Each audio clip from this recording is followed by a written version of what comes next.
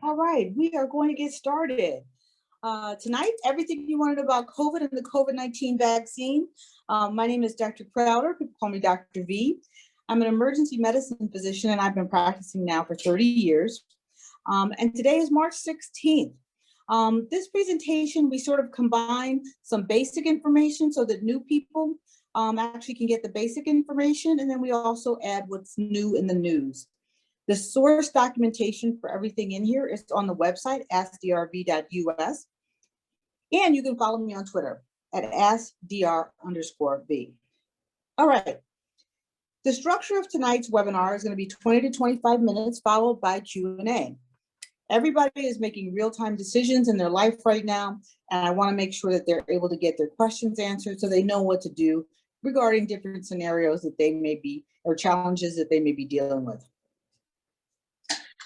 During the presentation, everyone is in listen mode, and you can ask a question at the end during the chat or also at the Q&A. You can put these questions in while the slide presentation is going on, so you don't have to actually remember your questions at the end. All right, let's get started. The intention is to keep webinar participants informed with COVID-19 to help them and their families stay safe during the pandemic. The outcome is that you're motivated to create or improve an action plan for yourself or your family. Some people may be creating or improving an action plan for a broader community, such as a union or a homeowners association or a school. Here's where we are now. We have 121 million cases in the United States of COVID and 2.6 million deaths. In the United States, we have 29 million cases, so about 1 in 10 people in the United States has actually caught COVID-19, with 533,000 deaths. In the hospitals, a lot of nurses are very traumatized and tired, and unfortunately, many of them are quitting. And so this is really unfortunate. This is a time when we really need them to kind of get over the hump and get to the point where this is actually completely under control. Some people are doing burn the mask. I really do think it's too early to do this. We're not at the point now where we're actually able to burn our mask yet. We don't want to celebrate while we're in the red zone. We are not in the end zone yet. Similarly, there are some state governors that are lifting mask mandates and allowing businesses to operate at 100% capacity. And I tell everyone, again, they can do this, but you still have control over where you go. So, and it is reasonable to call businesses that you frequent and ask them what their policies are and make sure they're consistent with the risk that you want to expose yourself to. One thing that we found during this entire pandemic is that gyms are a very a common source for coronavirus outbreaks.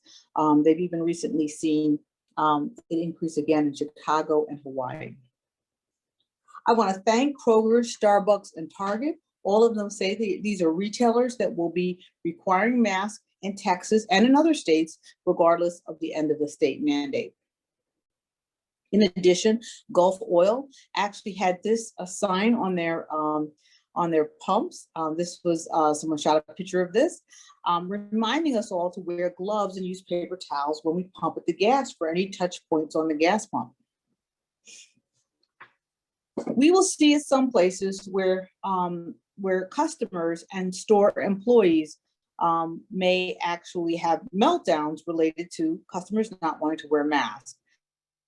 It's really important that this is why it's really important that states maintain state mandates, because then it keeps essential workers out of the job of having to police the situation. Wanted to just share with this, we found that the COVID-19 deaths were 10 times higher in countries where adults were overweight. This just actually shows sort of the role that obesity has played, primarily because overweight and obesity is associated with inflammation throughout the body. And then COVID-19 actually provides is an inflammatory infection. So there's inflammation on top of inflammation. All right, so let's get down to some basics. COVID-19 is highly contagious.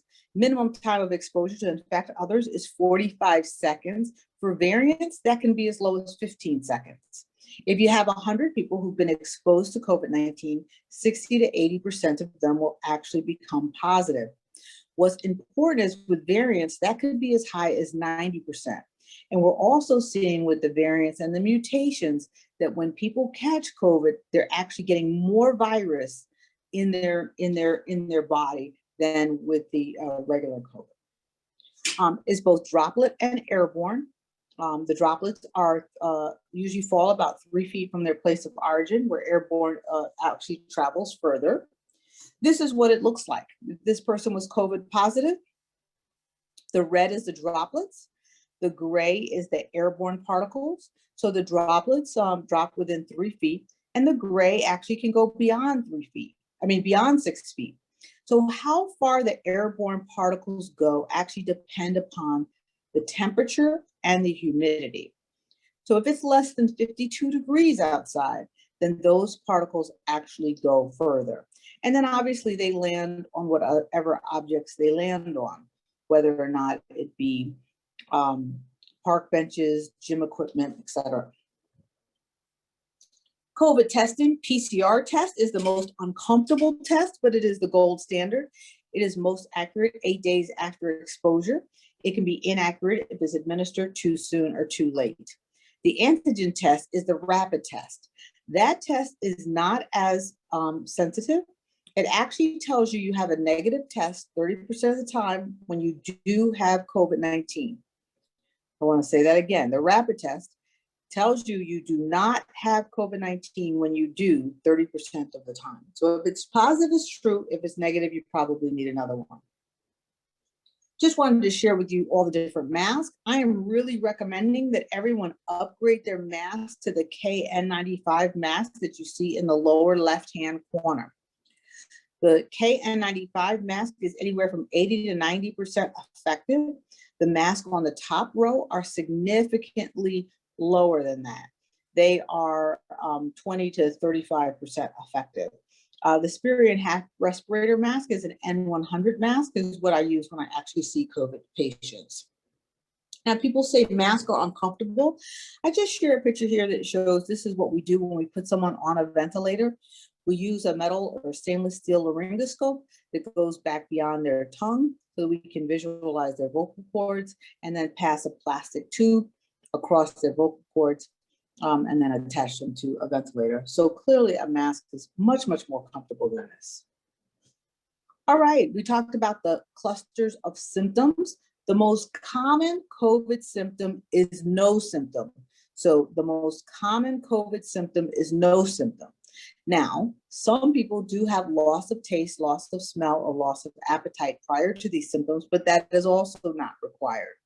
So just because you do not have those things, that doesn't mean that you don't have COVID-19. So cluster 1 is flu-like with no fever. Cluster 2 is flu-like with a fever. Cluster 3 is nausea, vomiting, and diarrhea. Cluster 4 is fatigue. Cluster 5 is confusion. And cluster 6 is where you kind of have confusion, respiratory symptoms, abdominal symptoms, all in one.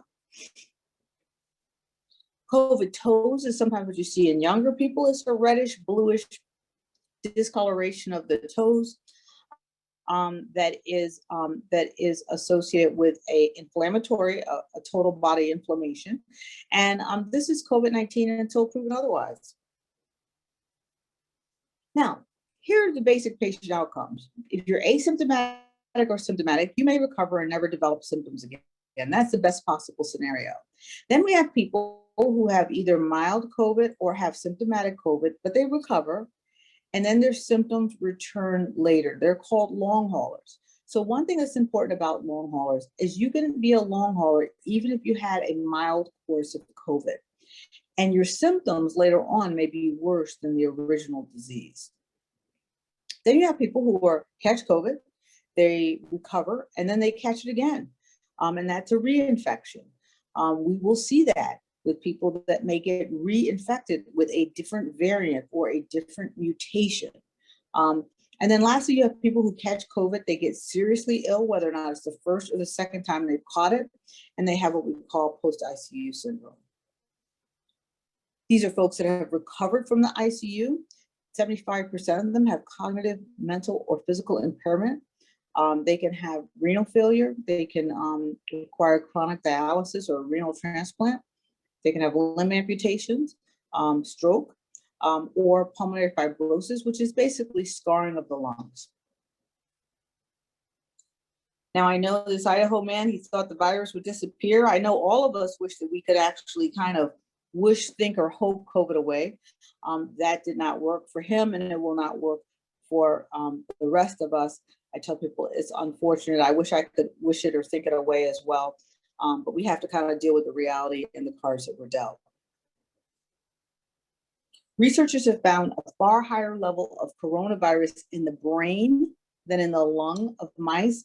This sort of explains some of the long hauling symptoms are sort of problems with attention and focus. Some people are even having problems with balance and coordination.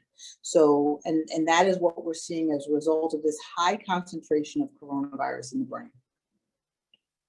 Now, if you just found out you're positive, you want to quarantine immediately. The health departments will tell you 14 days. I tell people preferably 21. About 6% of the people are still positive after 14 days. So you really want to make sure if you come out after 14 days that you actually do get a test. You want to make sure you have, during your illness, a pulse ox, which is there to the right. The top number, which says 97%, is the SpO2. That is the number that actually tells you how well you're breathing. Normally, you can tell how well you're breathing. But in COVID-19, you actually think that you're feeling fine when you're actually, your body is really suffering from a deprivation of oxygen. So this is how come we're having people die suddenly or die at home, not able to get to the hospital in time, because they're realizing too late how sick they are. Everyone during this pandemic should be taking zinc and vitamin D3. I put the dosages here. If you're quarantining, you want to have a bathroom that's only used by yourself. You want to have a cell phone where you can call 911. You're not calling family members.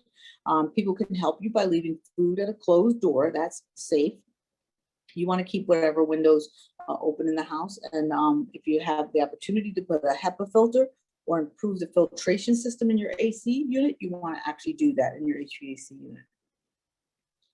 The treatment for COVID-19, in addition to the zinc and the vitamin D3 and the oxygen, is famotidine, which is Pepcid AC. Please make sure you have Pepcid AC in your home. That is something, if you do get COVID-19, you can actually take, and it actually will make you feel better, not because of the stomach problems, because Pepcid AC actually decreases inflammation in your entire body. So you're not taking it for stomach problems. Decadron is something you get in the hospital. A lot of places now are actually giving antibodies. I'm going to talk about the antibodies. They are very, very, very important.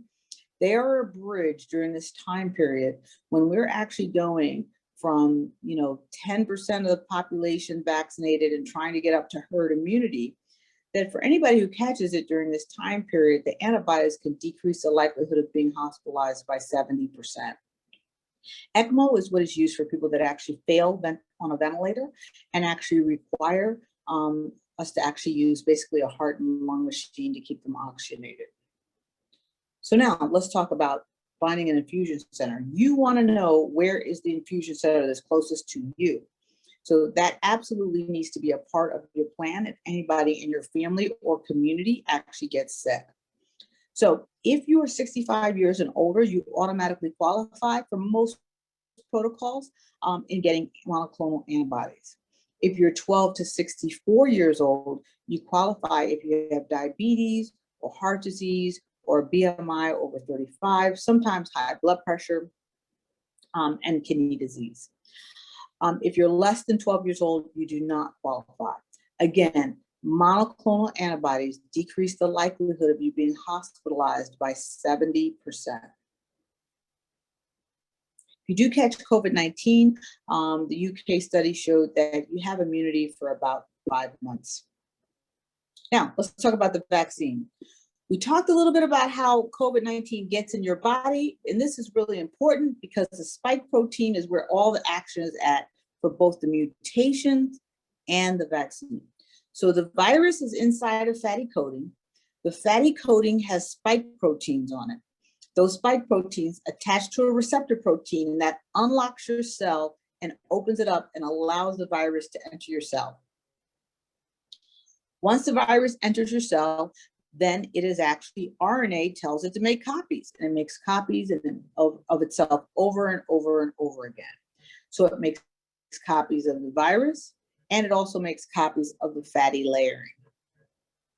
It reformulates, it goes out, and then it reinfects another cell over and over and over again.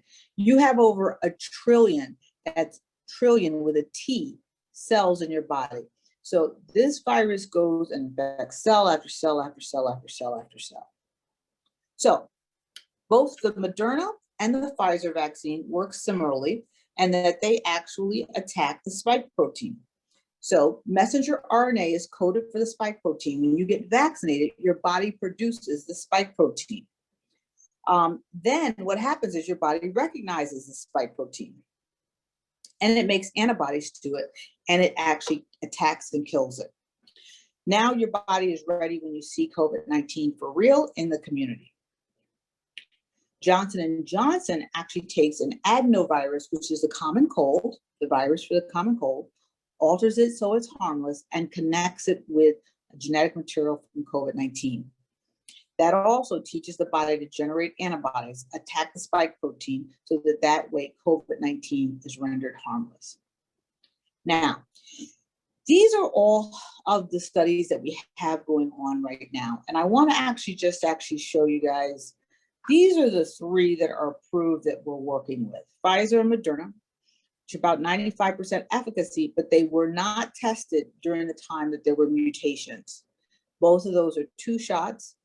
Johnson & Johnson is 1 shot. It was tested during the time that there was mutations. So the 72, 66, and 57 is a US, South America, the US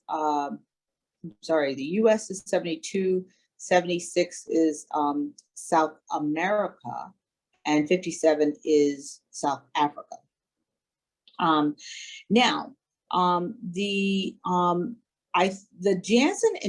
Janssen study, which is at the very bottom, that has not actually shown results yet, but that is 2 shots of the Johnson & Johnson.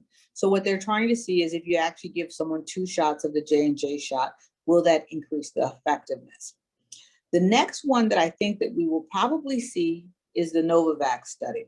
The Novavax study actually is being done. Howard University is one of the trial centers for Novavax.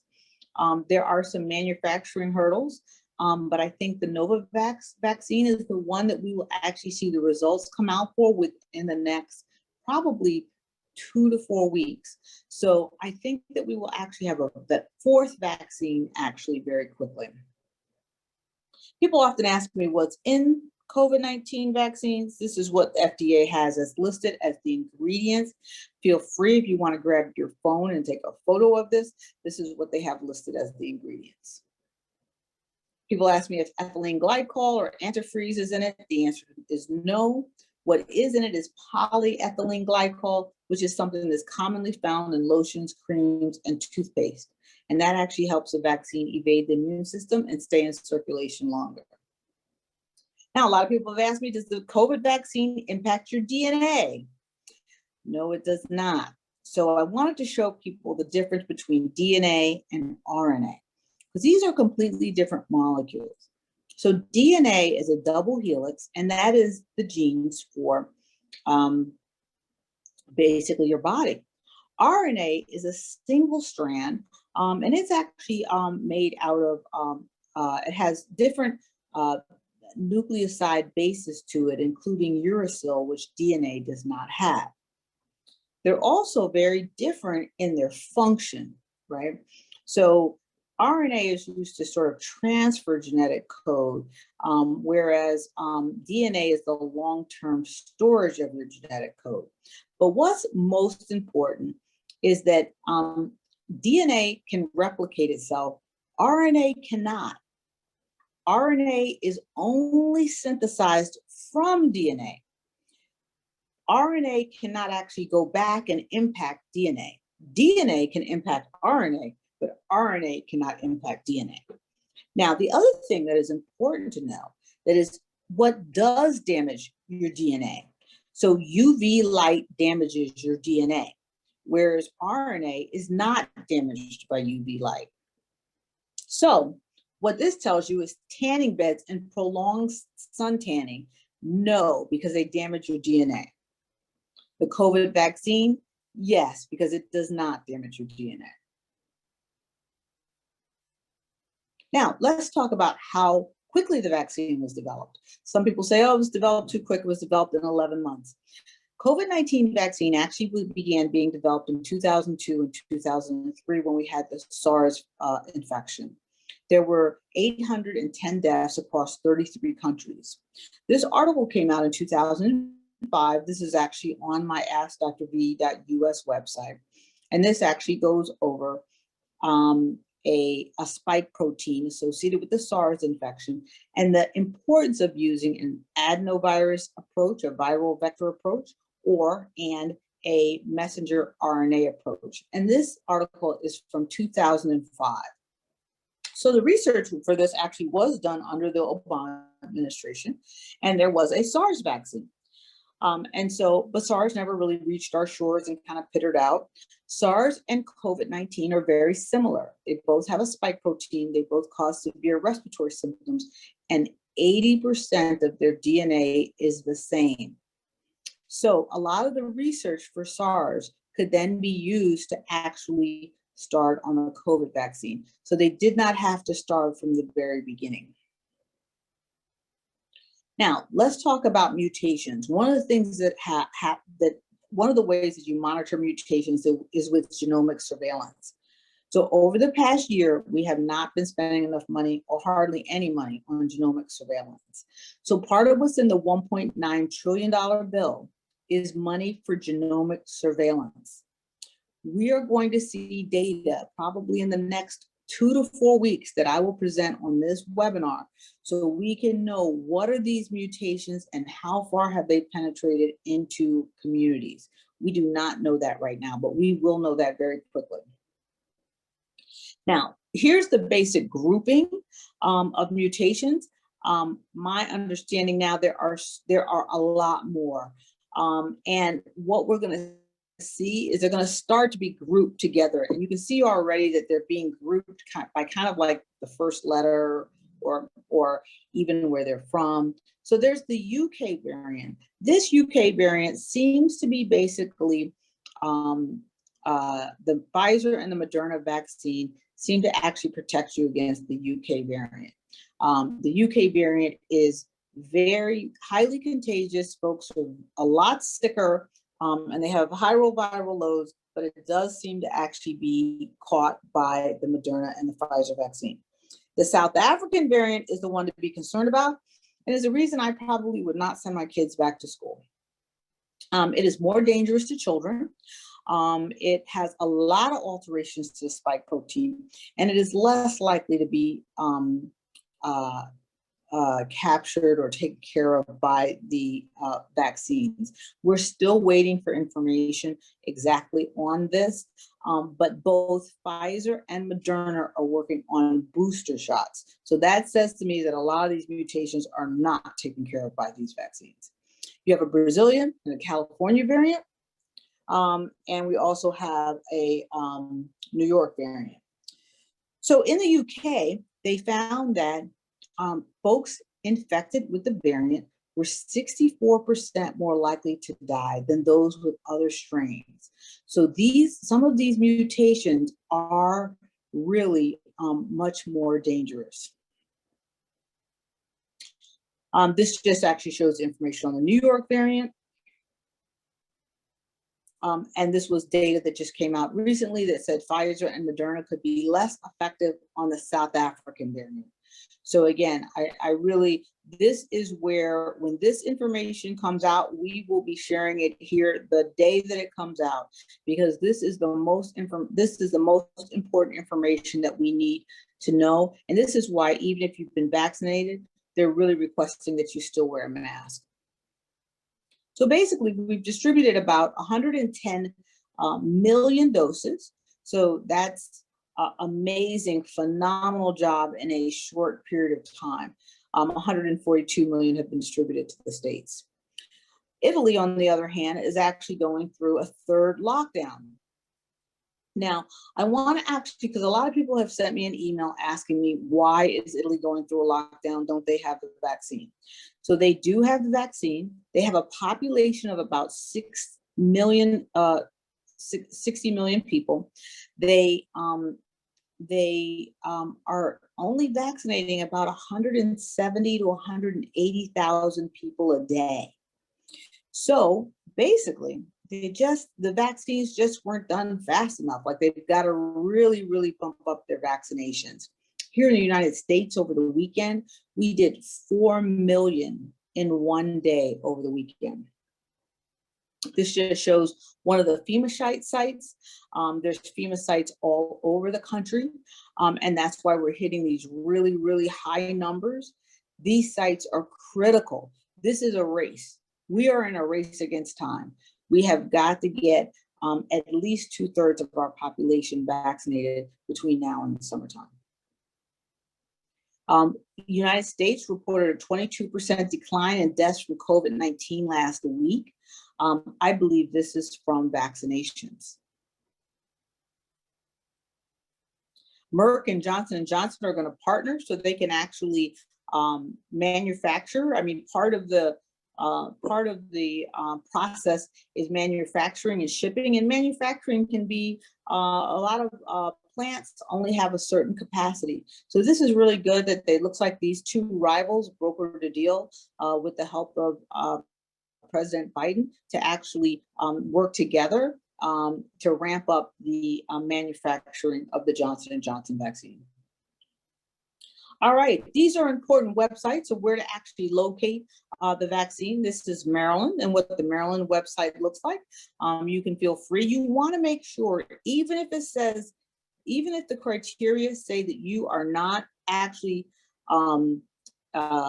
qualified, put your information in these websites, because when they actually do set up a mega site, you will be contacted.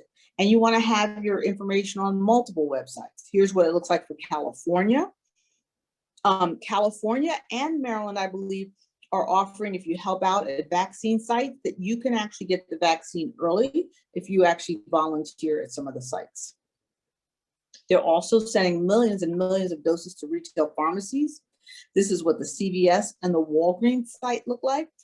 If I recommended people, I would make sure that I'm signed up on multiple sites. CVS just expanded and now is doing more states. They added 12 states, including Colorado, Illinois, Minnesota, and Nevada. So there are, they've also, CVS has partnered with Target so that they can use the dressing rooms at Target to administer vaccines. So they're literally using every nook and cranny to get this vaccine out to everyone. These are two really important websites. Vaccinefinder.org is backed by the CDC. This helps you find a vaccine that in your local area. Vaccinehunter.org is a private organization which actually tells you, hey, you know, did someone's freezer break, or are there spare doses? And we'll send you a text message or an email. All right, I get a lot of questions about these underlying conditions, and I want to make sure that I actually go over them. Now, first thing is, the clinical trials included people that have hypertension, heart disease, diabetes, common comorbidities. So common comorbidities were a part of the clinical trial. But I have had people ask me specific questions in addition to that. So this is the CDC guidance regarding immunization. If you have a weakened immune system, the CDC is saying, yes, you should actually get vaccinated after consulting with your primary care physician, but both for a weakened immune system and also an autoimmune condition. Guillain-Barré and Bell's palsy, the CDC is saying, yes, you should also get vaccinated if you have either one of these conditions. Pregnant or lactating, what is important is that they did not do testing on pregnant or lactating women. Many OBGYNs are recommending it despite that, because they have done testing to show that it actually does not does not pass the membrane to the baby. And pregnant women are at increased risk for having a viral infection and not doing well with it. So the CDC is saying you may consider after consultation with your OBGYN. Lastly, G6PD deficiency, G6PD deficiency, they're also saying yes after consultation with your primary care physician. Now, I got also asked about sickle cell anemia and thalassemias. The CDC says yes after consultation with your primary care physician. Now, let me just say quickly, the folks that the CDC is saying should not get vaccinated are people who actually have COVID-19 right now, or people who have recently, within the last 2 weeks, taken another vaccination, like the flu or the shingles in the last 2 weeks. In addition, they're saying you can wait and get the shot later if you've had COVID-19 within the last 90 days.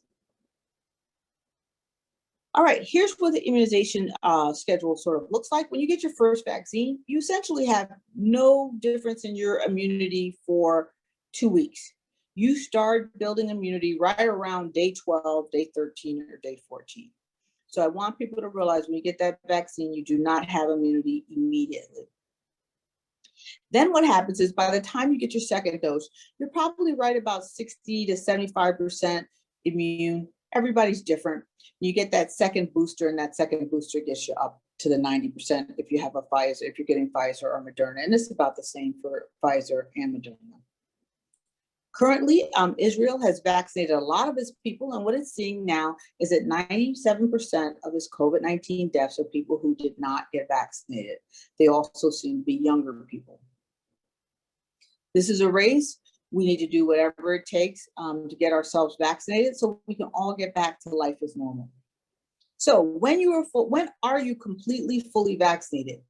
2 weeks after your last shot. So you are fully vaccinated 2 weeks after your last shot. And what can you do when you're fully vaccinated? You can visit other people indoors that are also fully vaccinated.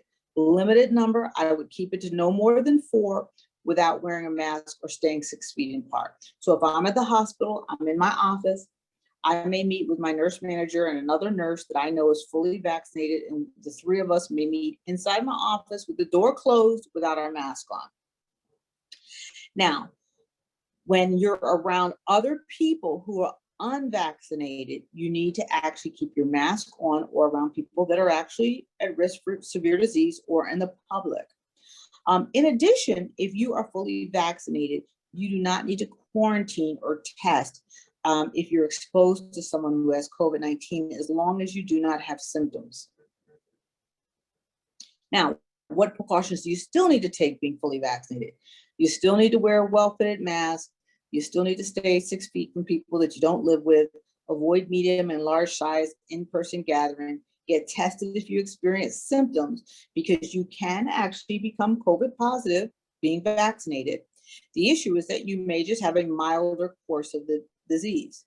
And then you want to follow any guidance by your employer or the CDC around travel, etc. All right, some more photos. Keep the photos coming. I need some new ones on here. I need some new photos on here. So if you got vaccinated recently, send me your photo.